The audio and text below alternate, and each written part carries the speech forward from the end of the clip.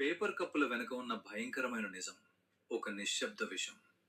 Road పక్కన tea stall నుండి star bucks వరకు ప్రతి చోట పేపర్ కప్పులే రాజ్యమేలుతున్నాయి. చాలా మంది ఇవి కేవలం కాగితంతో తయారవుతాయని, ఆరోగ్యానికి మంచివని భ్రమపడుతుంటారు. కానీ కాగితం సహజంగా ద్రవాలను పీల్చుకుంటుంది. మరి టీ కప్ ఎందుకు నానిపోదు?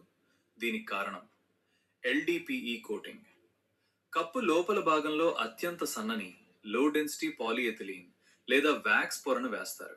ఇది నీటిని లోపలికి రానివ్వకుండా అడ్డుకుంటుంది. దీని తయారీలో బీపీఏ, బిస్ఫెనాల్ ఏ, పిఎఫ్ఏఎస్ వంటి శాశ్వత రసాయనాలు ప్లాస్టిక్ మన్నికను పెంచుతాయి, కానీ మన శరీరానికి హాని చేస్తాయి. ఐఐటి ఖరగ్పూర్ చేసిన ఒక సంచలన పరిశోధన ప్రకారం మీరు 85 నుంచి 90 డిగ్రీల సెల్సియస్ వేడి ఉన్న టీని పేపర్ కప్పులో పోసినప్పుడు ఆ వేడికి లోపల ఉన్న ప్లాస్టిక్ పొర క్షీణించడం మొదలవుతుంది. కేవలం 15 నిమిషాల్లోనే సుమారు 25,000 మైక్రో ప్లాస్టిక్ కణాలు ఆ పానీయంలోకి విడుదలవుతాయి. దీనితో పాటు సీసం, క్రోమియం వంటి విషపూరిత లోహాలు కూడా టీలో కలుస్తాయి. అంటే మీరు టీతో పాటు ప్లాస్టిక్ విషాన్ని కూడా తాగుతున్నారన్నమాట.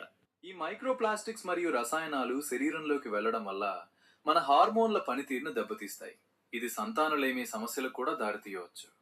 దీర్ఘకాలంలో ఇలాంటి ప్లాస్టిక్ కోటింగ్స్ తీసుకోవడం వల్ల జీవక్రియ దెబ్బతింటుంది, క్యాన్సర్ వంటి ప్రాణాంతక వ్యాధులకు దారితీసే అవకాశం ఉంది. రేపటి నుండి వీటిని అనుసరించండి. ఆఫీస్లో మీకోసం ఒక స్టీల్ మగ్గు ఉంచుకోండి.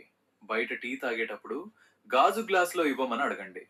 చిన్న మార్పులే పెద్ద ఫలితాలనిస్తాయి. మీ కుటుంబ సభ్యులకు, స్నేహితులకు ఈ పేపర్ కప్పుల వెనుక ఉన్న నిజాన్ని వివరించండి.